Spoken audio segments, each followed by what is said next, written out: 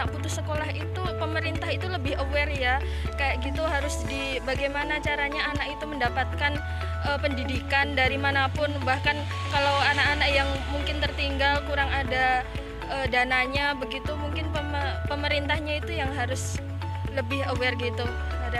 Mungkin ada pembaruan bantuan dari pemerintah bisa menyediakan seperti apa ya, bimbingan itu, karena kan kasusnya kan sudah putus sekolah ya, tidak mungkin juga untuk mengikuti selanjutnya, tapi mungkin bisa disediakan pendidikan di luar sekolah gitu.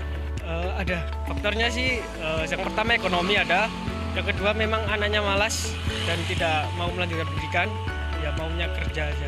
Menggalakkan program bantuan bagi masyarakat yang ekonominya kurang.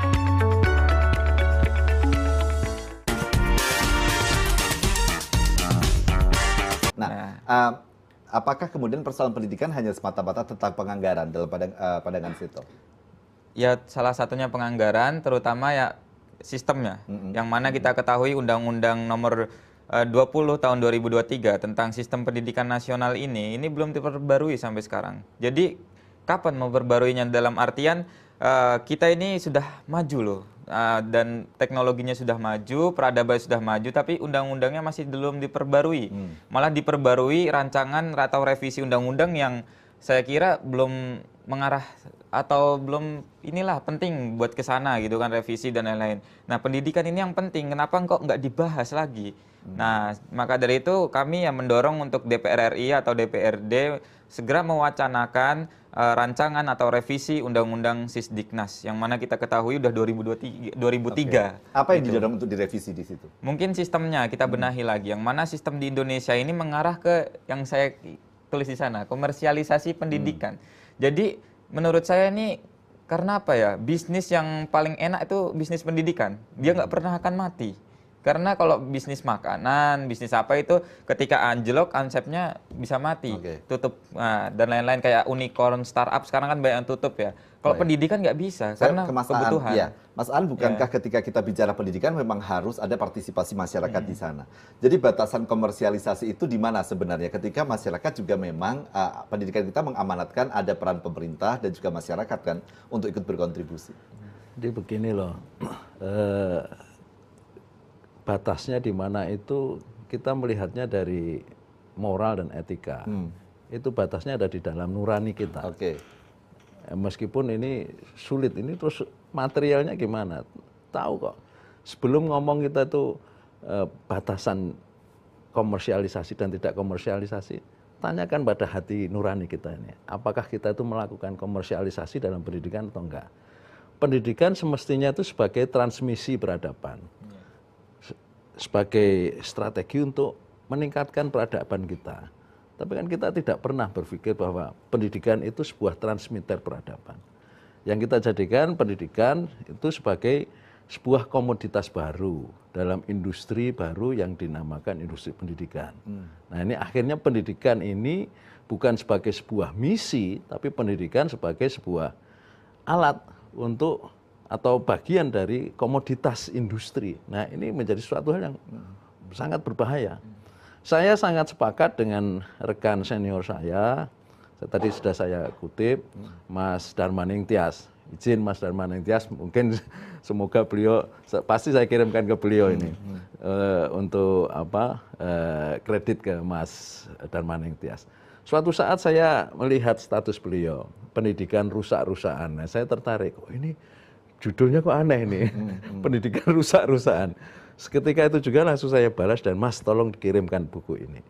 Nah, rupanya buku ini sebagai otokritik bagi insan pendidikan di Indonesia. Bahkan Indonesia pun ini sudah masuk pada suatu industrialisasi pendidikan. Yang semestinya pendidikan ini merupakan sebuah misi dalam tujuan negara kita. Membentuk negara kita yang melindungi segenap bangsa Indonesia dan seluruh tumpah darah Indonesia. Memajukan kesejahteraan umum, mencerdaskan kehidupan bangsa. Terus ikut serta di dalam ketertiban dunia yang berdasarkan perdamaian abadi, keadilan sosial. Kemerdekaan, perdamaian abadi, dan keadilan sosial. Itu jelas. Itu mandat konstitusi kita. Jadi artinya, ngono ya ngono tapi ojo ngono. Boleh. kita itu profit dalam mengelola pendidikan boleh, tapi jangan kemudian komersialisasi. Komersialisasi kan kita tahu, komersialisasi batasnya ketika pendidikan itu memperkaya diri kita sendiri, ya, dengan mengeksploitasi orang lain, meninggalkan etika. Disitulah batasan komersialisasi. Oke. Gitu. Apa yang salah dalam pandangan Seto ketika kemudian biaya pendidikan yang tinggi itu kembali pada bentuk fasilitas-fasilitas yang bisa diakses juga oleh para peserta didik?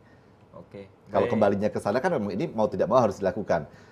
Apakah Seto tetap kemudian bersikukuh bahwa ya berarti APBN yang harus ditingkatkan jumlahnya sehingga tidak perlu membebani UKT atau bagaimana? Betul ya, salah satunya mungkin itu ya, karena pendidikan kita lihat di negara-negara lain lah, karena kalau saya melihat rumah sendiri itu nggak bisa di dalam Oke. rumah sendiri, kita harus keluar. Gimana gentengnya bocor atau enggak dan lain-lain, gimana bentuknya kita harus keluar rumah. Nggak bisa ngelihat rumah sendiri di dalam rumah. Nah, kita lihat di negara maju itu pendidikan rata-rata gratis kok. Oke. Sampai perguruan tinggi gratis. Kenapa di Indonesia nggak bisa? Padahal negara kita kaya raya dan lain-lain, sumber daya manusianya, sumber daya alamnya. Kan yang disalah di sini sebenarnya yang ngelola. Oke.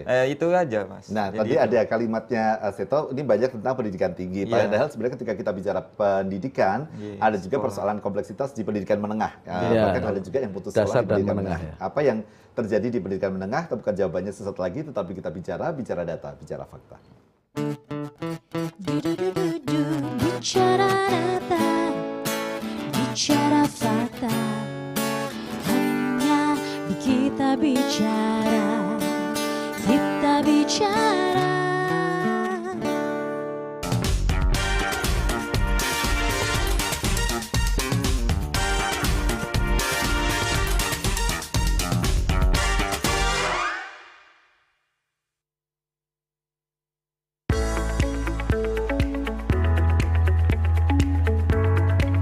Menurut saya itu sangat penting, baik itu mau perempuan atau laki-laki, mau dari umur berapapun, apalagi kuliah itu kan bisa dari umur berapa aja selagi kita mau. Jadi pendidikan itu buat bekal dari hidup kita itu agar bisa lebih berkualitas, bagaimana kita nanti mengelola pola pikir kita menjadi lebih maju lagi dan tidak menjadikan kita mindsetnya itu terbelakang gitu.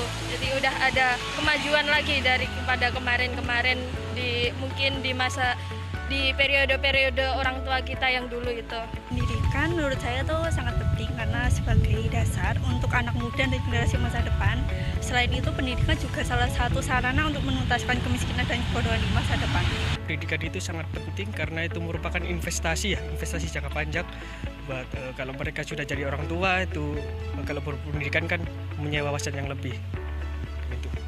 Pendidikan sangat penting dalam pembentukan karakter bangsa karena tanpa adanya pendidikan sudah cukup terlihat di masyarakat ini bagaimana perbedaan pendidikan mempengaruhi seperti ketimpangan ekonomi begitu.